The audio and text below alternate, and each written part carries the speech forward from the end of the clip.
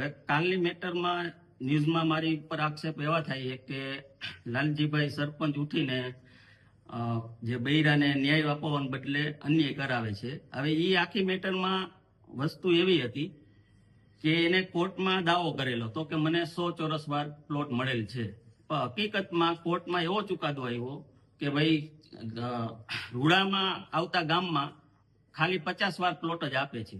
અને હકીકતમાં ટીડીઓ સાહેબે કોર્ટમાં એવો જવાબ આપેલ છે કે જે ઈ બેંક પાસે સનદ છે, ઈ સનદ આખી ઊભી કરેલી છે, ઓરિજિનલ સનદ નથી. જે સનદમાં પ્લોટ નંબર બતાવેલા છે એ પ્લોટ નંબર પણ જે પ્રિન્ટ પાસ થયેલ છે એમાં બતાતા નથી, પ્લોટ નંબર જણાવેલ આવેલ નથી. એવો ટીડીઓ સાહેબે કોર્ટમાં એમનો જવાબ રજૂ કરેલ છે. એટલે એ આખું પ્રકરણ જે એમ કે મને 100 વાર મળ્યું છે, હકીકતમાં 100 વાર તો ઠીક, પણ એને હકીકતમાં જે એની પાસે 50 વાર છે એ 50 વાર પણ એને મળેલું નથી.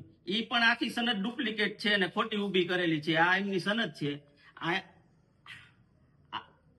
આ સનદમાં અહીંયા સનદ રજીસ્ટ્રેશન નંબર આવવો જોઈએ, તે નંબર નથી.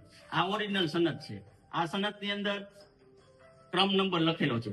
ત્યાર પછી આપણે તાલુકા પંચાયત અધિકારીનો જે હુકમ થયેલો હોય લેન્ડ કમિટીમાં, એ હુકમ નંબર આની અંદર લખેલો હોવો જોઈએ.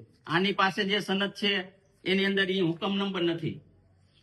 ત્યાર પછી જે તાલુકામાંથી ઓરિજિનલ સનદ આવી છે જે બને છે એની અંદર કોમ્પ્યુટરાઇઝ આખો પ્લોટ નંબર અને નકશો ને ચતુર્દિશા બતાવવામાં આવે છે. આમની અંદર ખાલી બોલપેનથી લખી અને ચતુર્દિશા અને પ્લોટ નંબર બતાવેલો છે. ત્યાર પછી બીજો એક આ ટીડીઓ સાહેબનો જે કમિટીમાં હુકમ થાય જેને પ્લોટ મળવા પાત્ર છે, એમની અંદર આ 5/7/16 તારીખે ટીડીઓ સાહેબે હુકમ કરેલો એવો એ બેન રજૂ કરે છે. હવે એની અંદર ટીડીઓ સાહેબની આ સાઇન છે, ઈ સહી અલગ છે. ત્યાર પછી એને જે સનદ આપી એની અંદર ટીડીઓ સાહેબની સહી અલગ છે. એટલે કોર્ટે એવું કીધું ભાઈ આ તમારી પાસે જે સનદ છે તે સનદ તમને 50 વાર પણ મળેલ નથી, તમે અત્યારે સરકારી ખરાબાની અંદર બેઠેલા છો, એવો કોર્ટમાં ચુકાદો આવેલો છે. હવે ઈ બેનને એ હુકમ જે થયો એ સારું ન લાગ્યું એટલે મારી ઉપર આક્ષેપ એવો કરે છે કે ભાઈ તમે અમને ન્યાય નથી અપાવતા. પણ ન્યાય મારે આમાં કેવી રીતે સાહેબ અપાવો, જે એને હકીકતમાં પ્લોટ મળેલો જ નથી, કે ઈ જે બેઠા છે એ સરકારી ખરાબામાં બેઠા છે. એટલે બીજા કોઈને ભાઈ આમાં છાંટા ન ઉડે, સરકારી થોડું ઘણું કે આડા અવરું દબાણ હોય એને હિસાબે બીજા માણસો, ગરીબ માણસો ન મળે એટલા માટે મેં એને સમાધાન માટે ફોન કરેલો હતો. કે મેં એને નથી ધાક ધમકી આપી કે નથી તુકારો દીધો.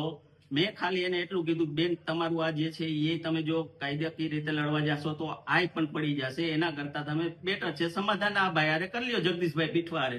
જગદીશભાઈ પીઠવાનો જે એની બાજુમાં જ પ્લોટ આવે એ પણ એ રીતે જ છે, ડુપ્લિકેટ સનદ છે, નથી એમાં સહી સિક્કા કે નથી તાલુકાની સ્ટેમ્પ મારેલો. ગ્રામ પંચાયત આગળમાં આપણે સરકારને અનુરોધ એ છે કે ભાઈ આ જે છે કાંડ આની પાસે ડુપ્લિકેટ આ સનદ ક્યાંથી આવી તેનો તપાસ કરાવે. અને ઈ બેન એવો આક્ષેપ કરે છે કે ભાજપના કાર્યકર્તા, કે ભાજપ તો કઈ એને એવું પ્રેરિત નથી કરતી કે ભાઈ તમે આ કરો, આ તો ખાલી ભાજપનું કામ કરતા હોય એટલે હું ભાજપ એને એમ કહે કે તમે આ કૌભાંડ કરો. ભાજપનું ખોટું આક્ષેપ કરે ભાજપ ઉપર પણ કે ભાજપના કાર્યકર્તા કૌભાંડ કર્યું એમ.